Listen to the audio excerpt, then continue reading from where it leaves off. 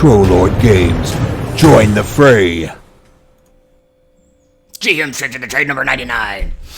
There you go. This is our 99th episode of this craziness. I shouldn't say that, actually. I don't know how many actual episodes we have done, but we've done 99 newsletters? I don't know. Installments. Let's go with that. We're going to go with 99 installments of the GM's Tricks of the Trade, which puts it somewhere around 500 Tricks of the Trade. I think it's probably closer to like 480 or something like that. Issues? Yeah, I don't know about issues. Maybe. I've got issues. You've got issues. We've all got issues, but issues might work.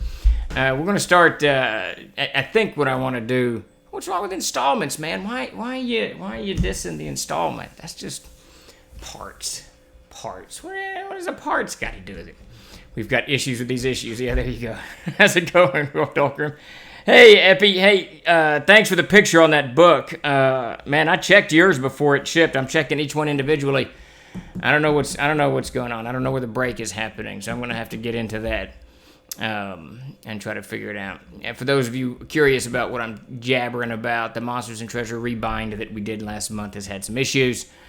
I'd say probably 15% are having some binding issues. So if you get one, if you've ordered it and you get it in the mail and something's wrong with your binding, let us know. We'll swap it out pretty quick. I actually think, I don't know yet, I'm going to experiment with this. I think I can save the book blocks from those and use them in the binder, the Castles and Crusades binder, which would be kind of cool. It would save us a lot of printing, a lot of paper, and find a use for these misbound books that we have. How's it going, everybody? How's it going, Johnny? Dardrin, I hope you all are doing well. Chuck, I hope your flu shot is allowing you to sit up.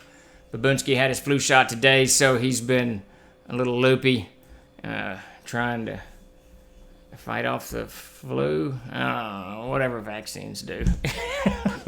Whatever vaccines do and whatever viruses do. Like there's really such a thing as a virus. That's crazy. If I can't see it, it doesn't exist. How's it going, Perry? How's it going, Gail Brightman? When is it Chuck Loopy? That's a good point. He's always a little left of center. Chuck's always thinking 3 steps ahead of where Chuck is. It's entertaining working with Chuck because we have mission A that we got to take care of, mission B that we're planning for, and mission C that we're looking forward to. And he's thinking, well, what are we doing on D, E, and F? And I'm always saying, just slow down there, Chuck. We got to get A, B, and C done first. So Chuck keeps us moving along when he's not loopy and drunk from flu shots. Haven't really looked at my Monsters book since putting it on the shelf. Guess I should look. Yeah, you probably should. He's 666.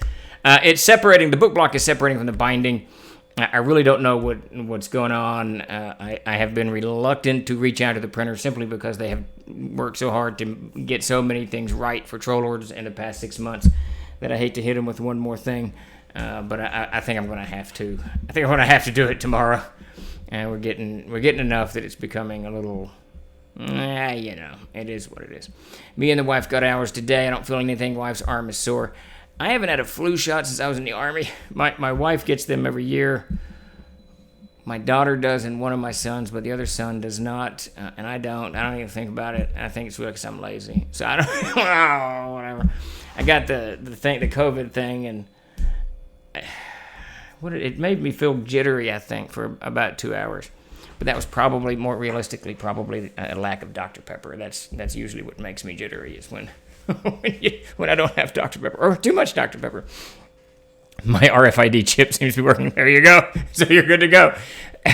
They bought glue from military grade supplier. I guess so. I don't know what happened. I do they've had, we've been with this company for 17 years, 15 years. I don't know, since World Builder. Gary Gygax is World Builder number 2. And we've never had a problem. We've had a problem with one book in that entire time span. And in the past 8 months, how many books we've rolled through, we've had a problem with 3, rebound on 1, which is rebound on 2, which is giving us problems now. Both of the rebinds gave us problems. And my guess is that they're very shorthanded. That's what I'm thinking. I'm thinking that they've told me a couple of times that they're shorthanded because of the pandemic. And this goes back, 8 or 9 months before the vaccine. Problems, everybody problems. So my guess is they either are shorthanded or have a lot of people on deck that aren't that experienced, or they're rushing, or there's just their normal work mode has been seemingly disrupted. We'll see. We'll work through it like we always do. PHP PDF is great. Can't wait for the physical. We've rolled out so many PHPs, it's mind-numbing. The post office got a little bit... I shouldn't say irritated. They actually thank me every time because I bring so many boxes up to them, so much shipments up to them. Today, they just waved me in the door because they know I know where to put the media mail and the priority mail, so I just go right to the baskets and I sort the mail myself and put it in there. So it's really kind of funny. But she was busy. She had things to do. And I know the post office is short-handed too, so it's just madness. It's just madness everywhere. It's something up. I just got a commercial for Claire's Boutiques. I don't know. I got a niece named Claire. Maybe she's got into the boutique business. I do need my fix. I always need my fix. I just hit Walmart. No Dr. Pepper. Yeah, I hit Kroger yesterday. I hit it. I hit it Monday and Wednesday, and I'm stocking up a little bit because I'm getting a little nervous. The world's been kind of crazy for about 18 months, and I just, I religiously follow the news. I read the news every day from a variety of sources, left, right, center, crazy blog people, whatever. And it just seems that things are a little crazier than even normal. I don't know. I read today.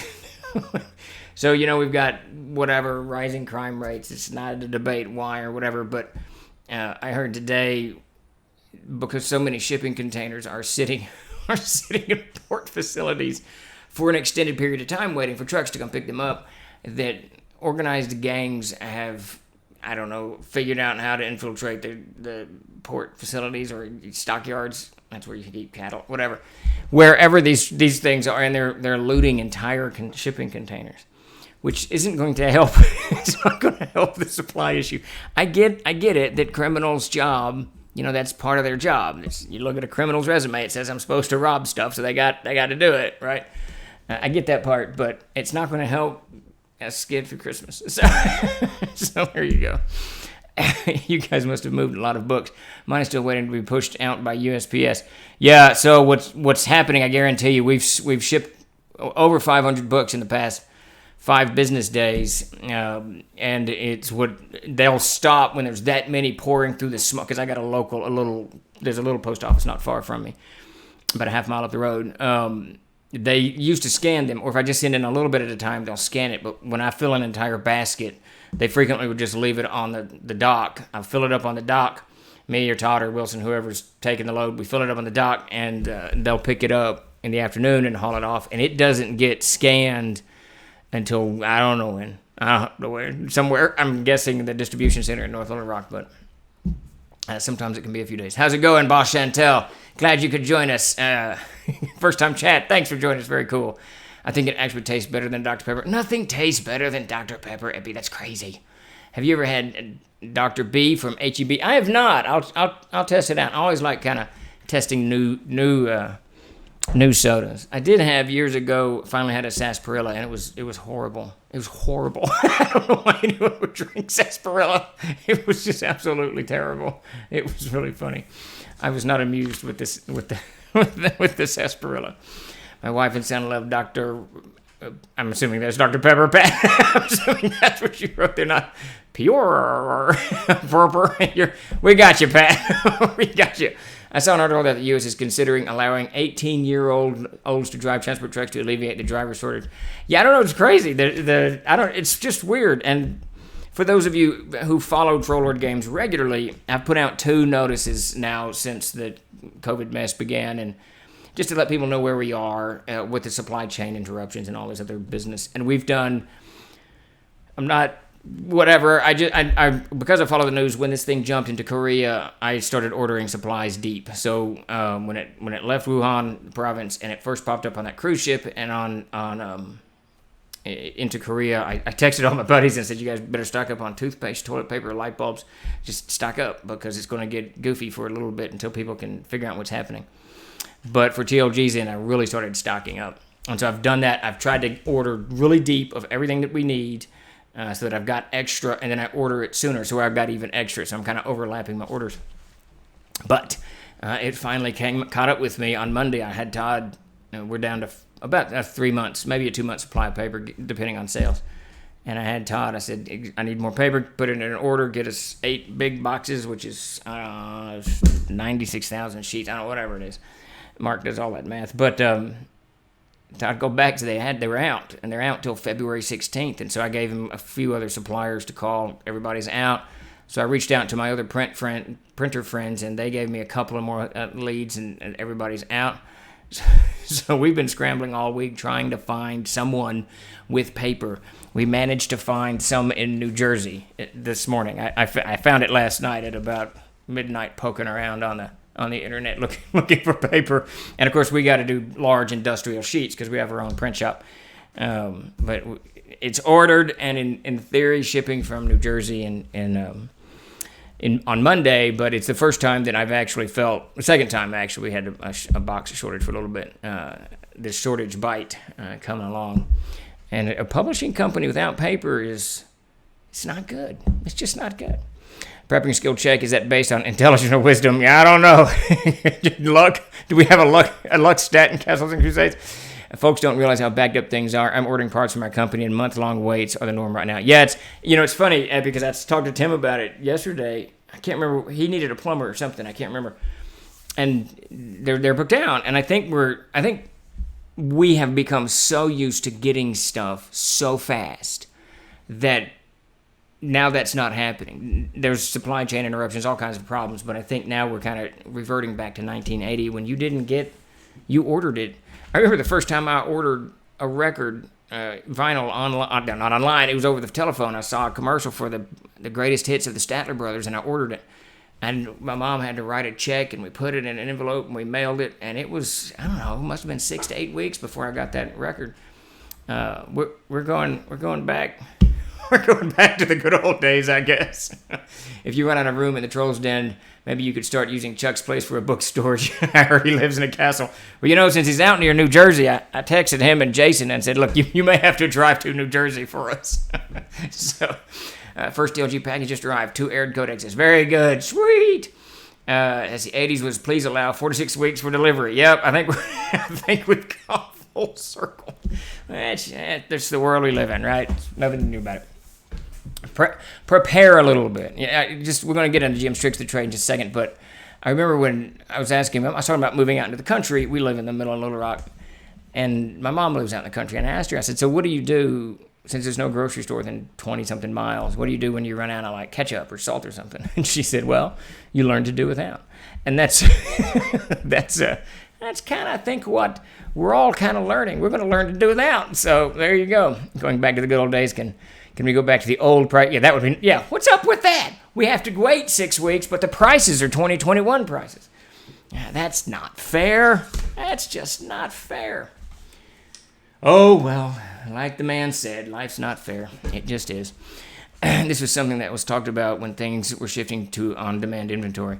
Yeah, that's a huge, and Amazon is a huge culprit in that. I'm not a big fan of the company Amazon, Google. I'm just not a big fan of these companies. But this getting stuff in 24 hours is, man, just wait. Just wait. It'll get there. It'll get there. Unless you need parts for machinery, then you got a problem. Farmers got a real problem because when they lose a tractor, when they lose a part to a tractor, good Lord, Blue, it is a problem. All right. With all of that happy craziness that we're all living through and enjoying together, let's dive into some gaming today. This is GM's Tricks of the Trade, number 99. We're going to talk about picking the right monster for an encounter.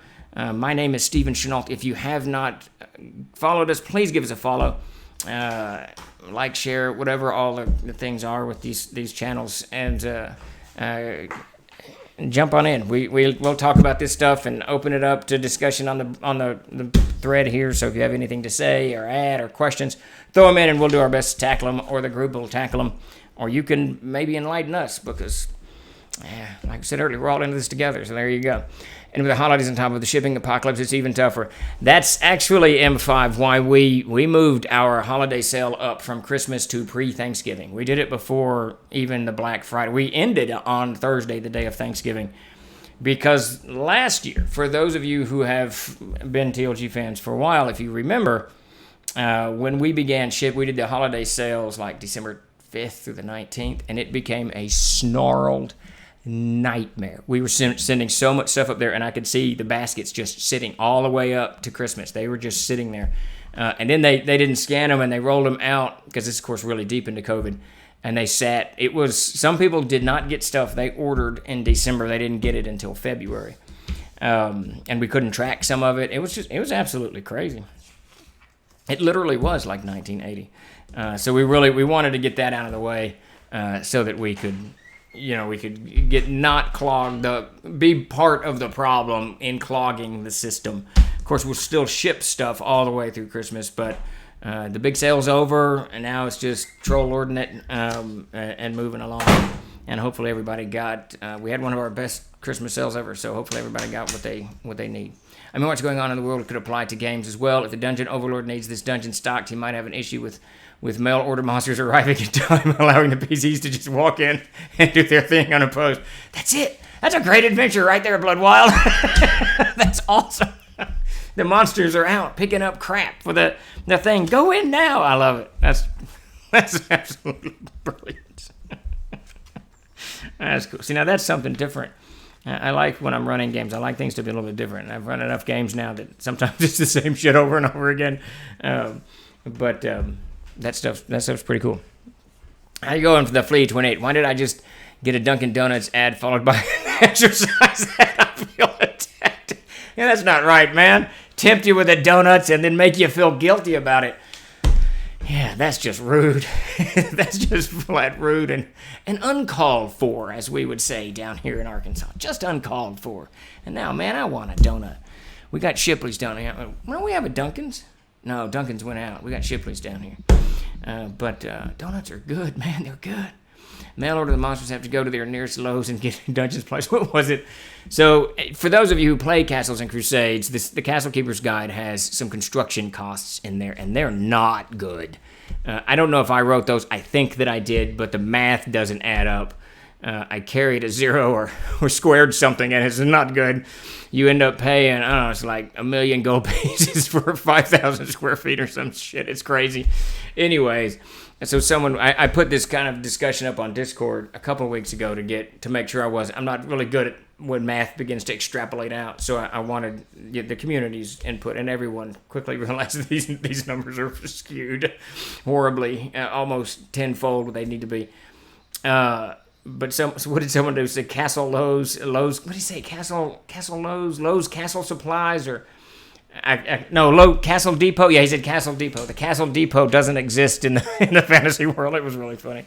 So that's where we are there, Pat, with our Castle Depot, Monster Depot. Thanks for joining us, Flea 28. Hey, Biggie Paw, how's it going?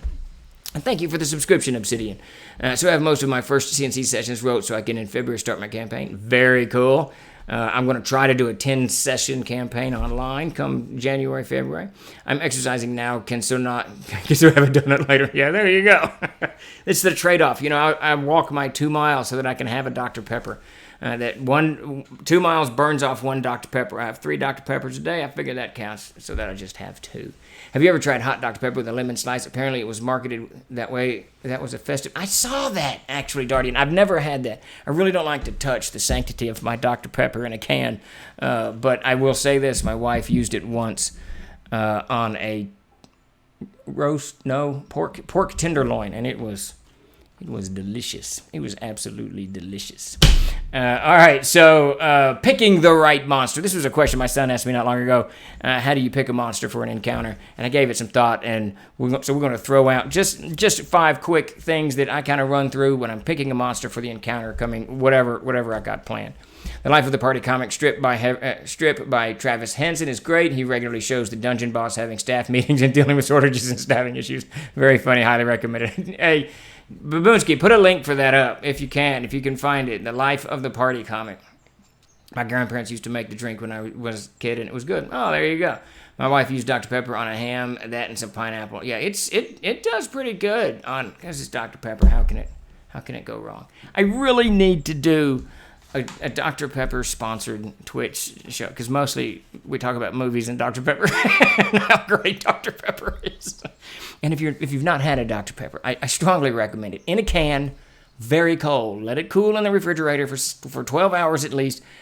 Drink it only from a can, not the tall can, not that idiotic 13 ounce or whatever the hell it is, 18 ounce, whatever. In the 12 ounce can, cool for 12 hours. You won't regret it. I have a feeling I know how Steve would deal with a Dr. Pepper Elemental. I would devour that thing as long as it was cold. There you go. All right, so we fired them out of the can launcher. I might be sponsored for the shorts. Damn it, Crow. Don't be doing that. What? It was a movie. I was distracted by Steve's voice. Not fond of the taste myself. Some people don't like it. My wife absolutely hates it. She can't stand Dr. Pepper. She will drink one, maybe one every 5 years. Maybe. She just doesn't like it. Some people don't do it. You do know about 10, 2, and 4 in Dr. Pepper, right? That's when I should be drinking it, but 10's too early in the morning. I like to drink Dr. Pepper after I've eaten something. It just tastes better if you've got a full stomach. All right, enough of this Dr. Pepper conversation. Let's dive into picking the right monsters, which is perhaps what some of us have showed up to discuss today. So the first thing I like to do when I'm picking a monster for an encounter is I decide the outcome or purpose. What is my purpose of this encounter? Is it a fly-in-the-pan encounter? Is it a random encounter?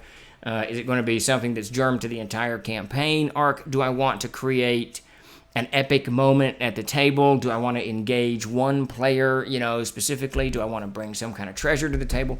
What is it I'm doing with this encounter? Why am I doing it? And once you've kind of decided what your purpose is, and there doesn't really even have to be a purpose. It might just be a spoiling attack. It might just be something because someone looked at their phone and you don't want to lose them in the course of the game. So you want something that hits them up fast. So, man, that dog, can you see that? That dog is snoozing. So yeah, determine what the first thing you want to do is figure out what you're doing with this encounter. Why are you running this encounter? And once you've kind of figured that out, it makes it so much easier going forward. Let's see. It's hard to get a clear description from people on what they think it tastes like. Pick the monster that will kill you. It is. It's very difficult to describe Dr. Pepper because it's kind of syrupy but very sweet. Pick the monster that will kill the party. Now, if that's your purpose, absolutely, you can do that. Is there a monster that just distracts? Yeah, see, now that's Eat to Surf. That's brilliant. That's a brilliant question because I use those all the time just to sidetrack the party. And Fae, I use the Fae, if you look at them, especially in Castles and Crusades, most of them, not all, but most of them are pretty weak. They're 1-hit dice, 2-hit dice monsters that a party of 4 or 5 or 6 characters is going to cut through in a heartbeat. But you can use them to distract the party, to draw their attention, to make them go into a part of the forest or the desert or wherever you're doing that maybe they wouldn't have gone into as they're pursuing this monster. So that is an absolute perfect example of why you're trying to figure out the purpose and outcome of this encounter. And if it is to distract, what do you use? Now if it's to distract, you probably can drop the owlbear, right? The owlbear is an extraordinarily aggressive beast, attacks, ravenous, all that stuff. So if you're just trying to distract, you don't want to use the owlbear. So if you've got your outcome and purpose kind of laid out, it is much, much, much easier plunging forward to whip this encounter together in a few minutes. Dr. Pepper hoarding hobgoblins. There you go. I'm the Dr. Pepper hoarder, that's for sure. I always default to aliens as a monster myself. That's not a bad one. I always fall into the goblins. I love goblins and orcs. And gnolls, those are my default knuckleheads. And the manticore, too. I really like the manticore for something a little bit more exciting. Dogo. Thank you for the subscription, Retro Gamer. Very much appreciated. Sidebar DM question. How hard-ass are you about the 24-hour out-of-commission rule for PCs who drop below 0 HP? I am extremely hard-ass about it. They absolutely have to rest 24 hours to heal a single hit point, and if they go negative, they got to rest 7 days, no matter what. No matter what. The only exception is if you get a heal spell cast on you. Otherwise, you are resting for 7 days. And I'm very, very religious about that.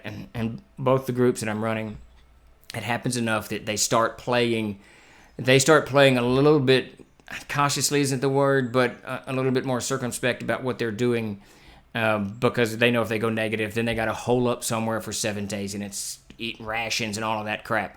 So I'm pretty ferocious on it. The heal spell will bring you out of the negative, but the 0, you can't heal until you've rested for 24 hours, right? And then you come back to 1, and then you can start healing.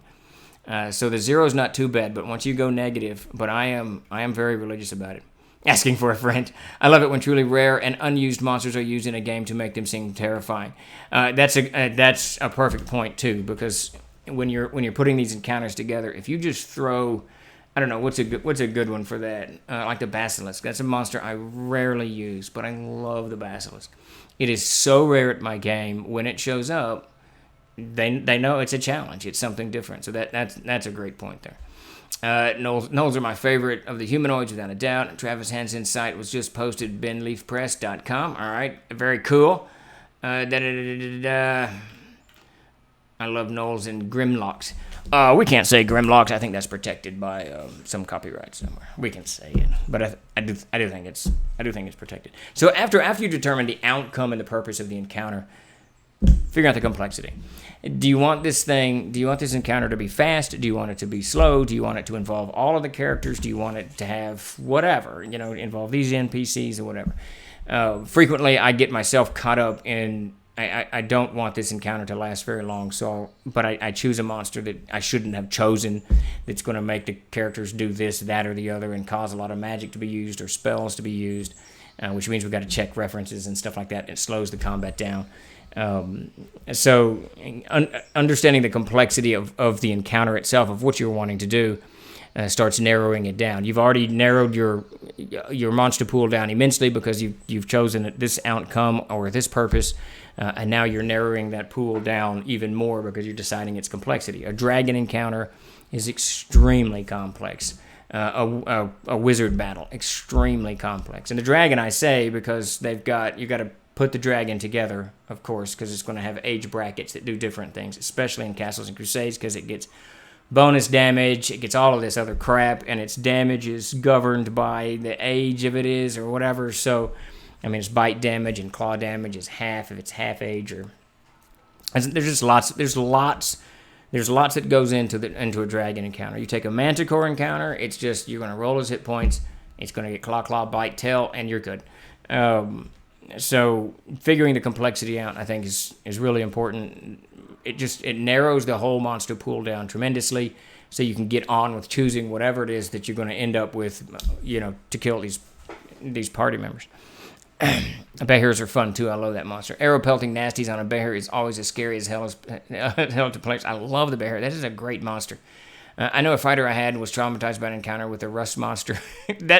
That's one of the I think actually that one's one of the 7 protected that we can't use. I don't think that's in Castles and Crusades, but maybe twice when I was playing with my brother as a kid, I encountered the rust monster, and it is a brutal monster. It doesn't seem like it, but it is a brutal monster. It will mangle your equipment, something ferocious. Gnolls are the best. I know a fighter. Blah blah blah. So determine your outcome and purpose on this thing, and then your complexity. Once you've kind of decided how complex you want it to be, like I said, it narrows that monster pool, and you can propel yourself forward and figure out what it is you're going to be doing next. If for those of you just joining us, I'm Stephen Chenault. This is GMs Tricks of the Trade. We're talking about picking the right monster. We've gone over 1 and 2, outcome and purpose and complexity. And if you haven't, please give us a follow. And if you're interested, dive into the stream here and post whatever comments, questions, whatever you got. And myself or someone in the group will answer you and to the best of our ability. Whatever. You can see my gnoll right there. Let's see. I haven't checked. Does CNC have a floating eye beast? So we do. It's called a prismal eye. It's the beholder to me is one of the most creative monsters ever. And it's not so much. I think its abilities are a little bit. I don't want to say basic. That's not the right word. I don't know. They're just whatever. But the conception of the beholder is just badass. It's just badass. It really, whoever created the beholder outdid themselves with that beast. And of course, it's protected. So we created, it was Robert Doyle, I believe, who wrote that. we created the Prismal Eye, which is kind of like a beholder, but it just conceptually it's not the same. But that's what we've got in the game Blood Wild. I have toyed with, and Peter Bradley and I have worked on creating a non-beholder beholder, just because it looks, I don't know, man, that floating eye with the scales, the turtle-like scales, and the eye stalks. It's just a badass monster. It's just really cool. Oh, were you the monster? I don't even know what you're talking about. Babunski. That's Perry too, Babunski. There you go. Terry Kuntz was the creator of the Beholder. All right, well, he did a fantastic job with that. That's Rob Kuntz's younger brother or older brother. I can't remember now. He did a great job with it. It's one of my favorite monsters, and I haven't used it in years because it's not in Castles and Crusades. That's funny. Now I'm depressed. I'm just sad. I'm just sad because I haven't used the Beholder. Anyways, so on to Trick of the Trade number 3. You've determined the outcome and purpose of your encounter, which is going to help you pick your monster. You've determined the complexity of which is going to help you pick your monster. And now you want to pick something that engages your own interest, that engages you. Statler, I like discussions about the monsters that can't be used. Yeah, it's kind of sad. It's just kind of sad. There's 7 of them. I can never remember. Mind Flayer, Rust Monster, Beholder, that insect guy, the Trikeen, I can't. Yeah, the Trikeen, that one. There's a whole bunch from Fiend Folio that are not open, and TSR doesn't even. Oh, Wizards of the Coast, Hasbro, whoever owns that crap, they don't even own it. It's owned by the copyright holders, the original writers. The real monsters were the friends they made along the way. That sounds ominous as Savage M6. That's another one. The Mind Flayer, as you will, is another badass monster. It's just really cool, and I know it's got all the Cthulhu stuff kind of wreathed around it. It's just a cool monster. It's very Howard-esque, I've always thought. I've always thought that the Mind Flayer was very, very Conan, that type of feel to it. However, Dependamatum is in the public domain. Great. The Mind Weaver. There you go. All right, so Trick of the Trade number 3 is to engage yourself. So this actually is probably the most important when you're picking a monster. Pick a monster that you have at least the mindfulays are good enough. There you go. Pick a monster that you have at least some interest in. Don't pick something that you find silly or goofy or that you're bored with or whatever, because it's not going to go well. Your encounter's not. I can't stop yawning. Dr. Pepper Talks. Lord have mercy. I'm yawning myself to death. It's nap time. How's it going, DM Rondor? Glad you could join us today. We are doing GM's Tricks of the Trade and talking about how to pick a monster. We are on number 3. Number 1 is figure out the outcome and purpose. Number 2, the complexity. And number 3 is to engage yourself. So when you pick this monster, make sure it's something you're interested in, that you want to run. I'm trying to think of a monster I hate. Like, I don't know what they're called, but there's this floating head monster. I can't stand that thing. It's just, I can't visualize it, so it irritates crap out of me. Is it the Roper? No, what is it? The Stalactite and Stalagmite? No. Is it the Roper? What hangs from the ceiling? Is that the Roper? I can't remember. Piercer. The Piercer from AD&D. I don't know what it's called in CNC, but D&D is called the Piercer. I hate that Piercer. I can't conceptualize it. If it falls from the ceiling, okay, it pierces you, and then what? Does it get up and walk? I don't know. Is it like a cone head walking back up to get back on top of the ceiling? It's just goofy. It's just a goofy monster. So, yeah, the Piercer there. The Vargoyle, yes, that's the one. Oh, I just don't like it. I don't like floating heads. They don't make any sense to me. They remind me of goofy movies. The only time a decapitated monster worked for me is, and I don't know if this is in any book, it's in Edgar Rice Burroughs' Chessmen of Mars, where these humans, this spider-like creature replaces the head. They have some kind of metal bar on the neck, and the head is weird and oddly shaped, but it's actually a spider that when it leaves its host, the host dies or some shit. That is as far as I could get with the decapitated floating head creature things. I don't know. The lurker above, Pat, is kind of cool. That one's kind of cool because it's kind of like a bat almost, a huge giant manta ray, a manta ray on the material plane, outside of the water, whatever. Isn't it a manta ray that, yeah, that's a big thing that killed Mr. Irwin, which was a very sad day. I was a huge fan of Steve Irwin.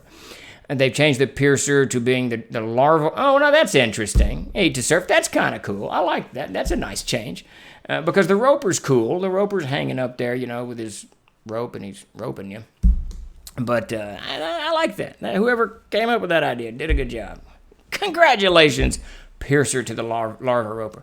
Side question. The Ethereal Knight is an awesome class, but I'm curious on how it was envisioned to be used. They can plane shift one character at a time. At 4th level, it makes it tough to do plane hopping adventures. It does, but you almost, the idea that what do they call it? Archetype. The archetype for that is Elric, and Elric's buddy Moongloom. That's kind of where that comes from.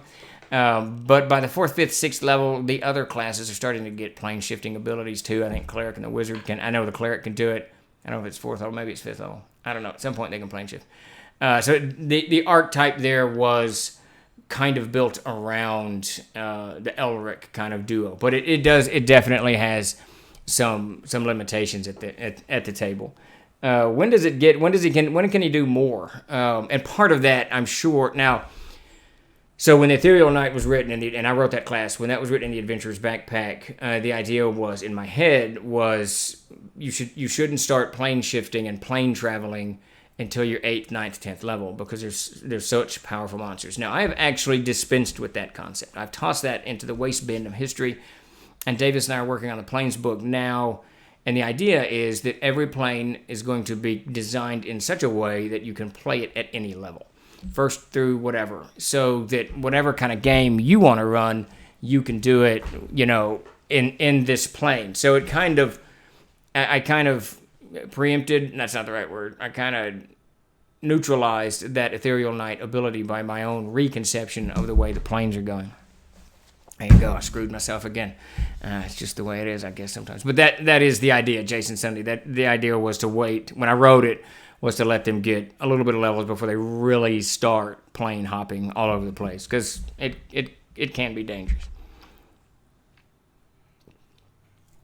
Now, this is content kind of sort of describe a monster that have the chat fire off all the guesses. Yeah, there you go. It's like the Jeopardy for idiots. There you go.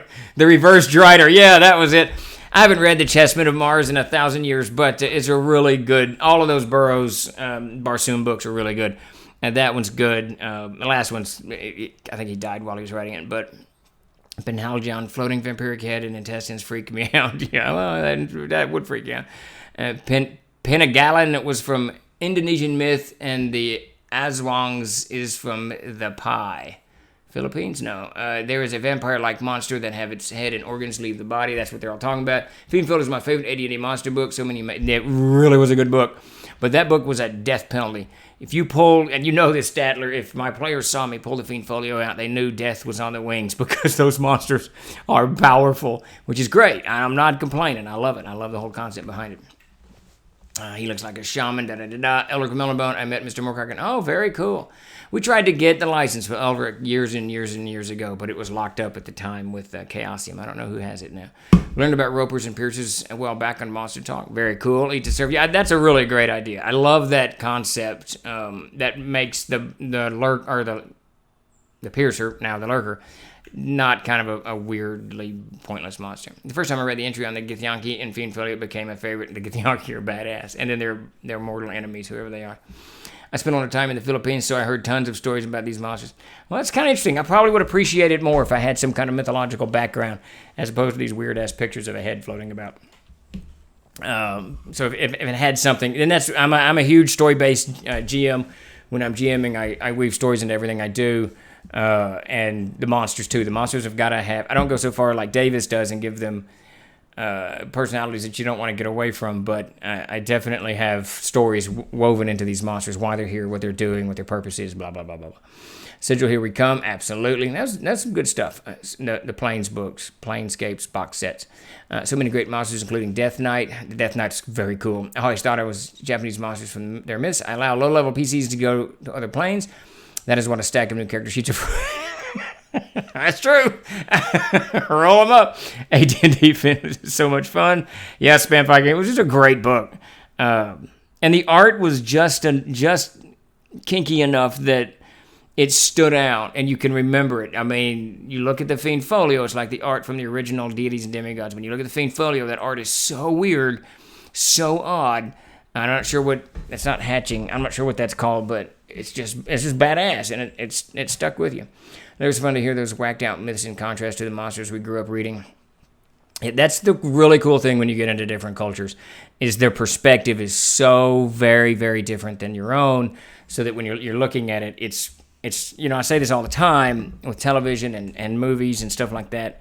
If I can sit down and I'm watching something that's different, I'm going to enjoy myself. If it's the same kind of thing that's rehashed, like so many like the police shows are kind of the same.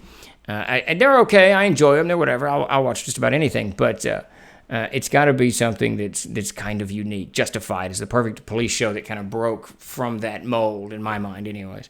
But there's a lot of good shows out there that you can find. My Name is Earl, one of my favorite shows, because it's just different. It was a whole different take on a comedy. It's good stuff. I dislike the Vorgul as well, but the Elminster quote is great. Until you've seen a king's head tear off his shoulders and flap aloft amid fountaining blood, only to turn and lap up his own dying gore as his body totters and falls, you haven't yet lived. And if you want to go on living, you might want to stop watching in favor of fleeing. That's pretty cool. Is your airplane ruled over by a powerful being known as Leslie Nielsen? I didn't see that one. I need to watch that one. In our latest playtest, someone got hired by a real vampire to hunt a sparkly one. They're hunting you, Sparky. It was epically hysterical. No sports. Hey, isn't he playing Batman? The guy who played... Oh, man, I almost had his name. Almost. I think he's playing Batman. I see, boo, bad pun. Poor Sparkly Vampire, eastbound and down. Earl was great. It used to annoy everyone with Randy impressions. I loved My Name is Earl. Robert Patterson. And what was his vampire character name? I can't remember what it was. I only saw one of the movies. Maybe I saw two of them. I don't know. It's been a long time. They did well. They hit their market and did well. So hats off to them. Very cool stuff. Robert, blah, blah, blah, blah. All right, how's it going, Enoch? Glad you could join us. All right, so let's dive into Twinkle Stink. I don't think it was Twinkle Stink. It was an interview with a vampire. Blood? Edward. Man, I was nowhere near Edward Heath. I was nowhere near that. I don't know what I was thinking of. Twilight. That's the name of the books. I saw the movies. I did not read the books. Edward Cullen. All right, there you go. The movies were okay. I enjoyed them. I like the whole... I would have said Dave. I like the whole... the werewolves and vampires fighting. I think it's kind of cool. And I think it's kind of cool that they went all sexy with it. And that's cool, too. I'm good with that. I mean, it's fun, right? Sexy. What is my mantra for a good movie is beautiful people doing extraordinary things. And I'm good. I'm going to have a good time. And a lot of movies fall into that category. What did I watch the other night? I don't know what I watched. I watched so much crap. Still watching Narcos. I got it right that time. Let's see. Sparkly Vampires was... well, I don't know about that. Some people really enjoyed it. To each their own. Steve's guilty pleasure reading Twilight. You know, Epi, there's a... Parks and Recreation. One of the characters, I think it's... I can't remember any of the characters. One of them really, really likes Twilight and gets one of the others to read Twilight. And then they end up this epic episode where they're just talking about Twilight the whole time. It's really funny. It is really, really cool. It's just different. I don't know. I like Parks and Rec's a good show. Sparkly Vampires origin in the classic vampire movie, The Lost Boys. Believe it. Oh, very interesting. And that is a good movie. The Lost Boys was badass. Which reminded me, Omut, train of consciousness, whatever, stream of consciousness thought. that reminded me of Young Guns, one of my favorite westerns. Young Guns 2 is okay, but they're doing a Young Guns 3, so Emilio Estevez is back with Chavez. Who is that? Oh, damn it. Lou Diamond Phillips and Kiefer Sutherland bringing back Young Guns. I guess they won't be young anymore. I guess they won't be Young Guns, but I don't know. Pretty cool. Let's see, as far as modules go from CNC, I am hoping for Tomes of the Unclean. Yeah, there you go. Lost Boys is my favorite vampire movie. It's a very good one.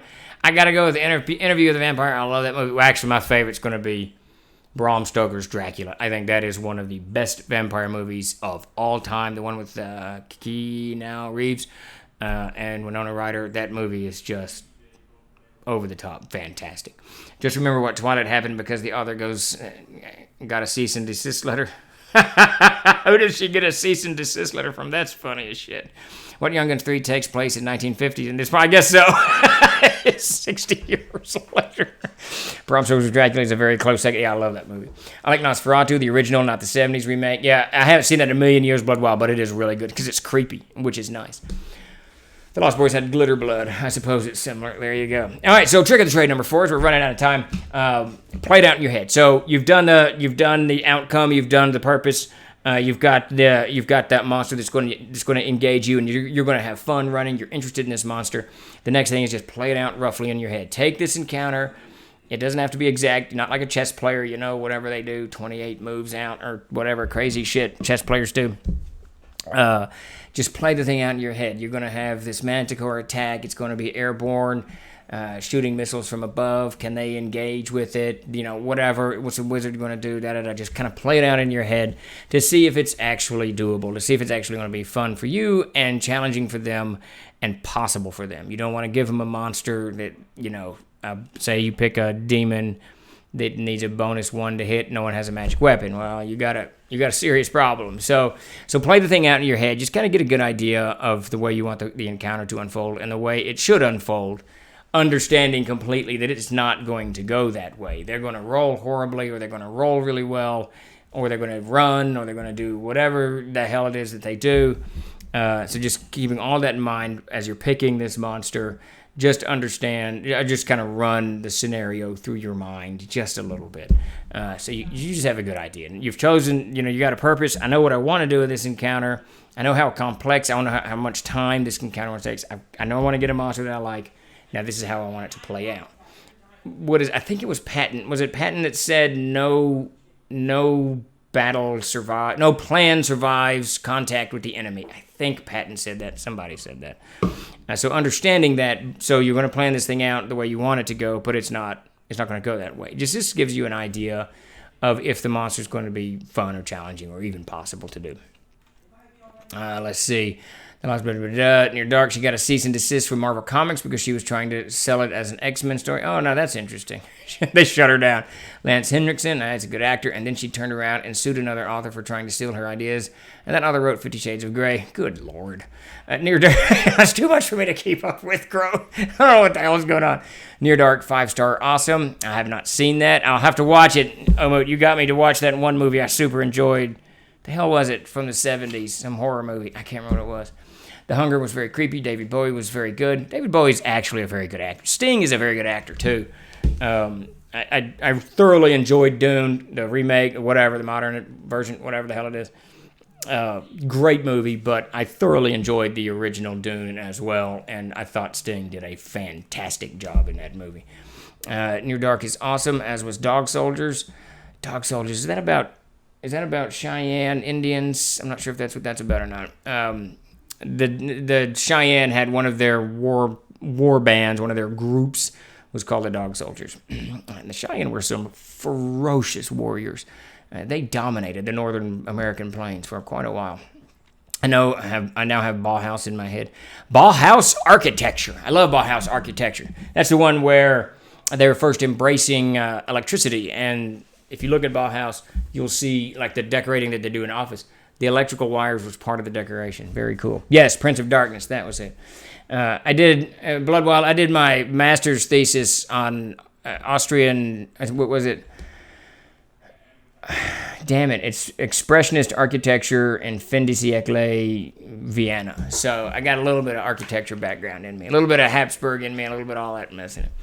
How do you handle monsters going down too quickly? That is one of the most frustrating things because but I don't. Honestly, Jason, it's very frustrating, but I don't. They just go and die.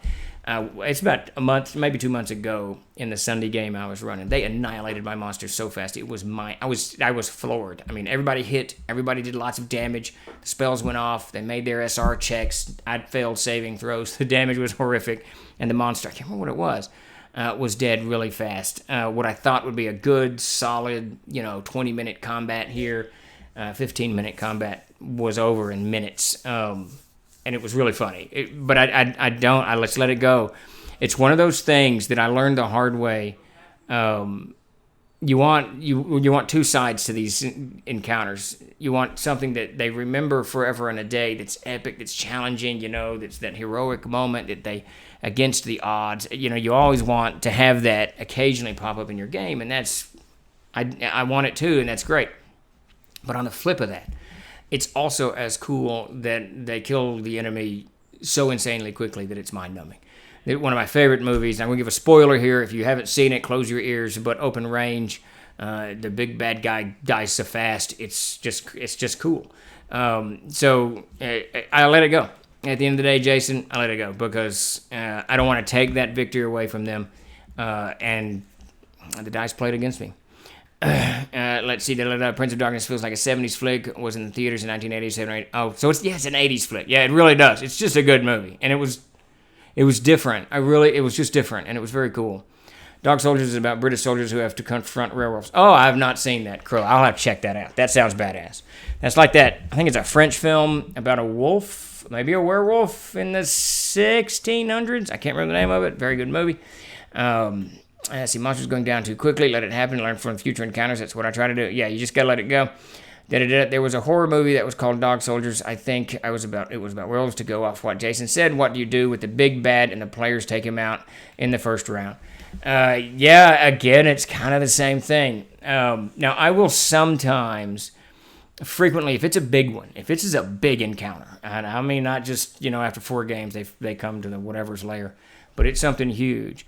Now, I will build a failsafe into there so that creature can get out. There's a spell, I think, that you can cast in a jar, and when you break that jar, it can teleport you back.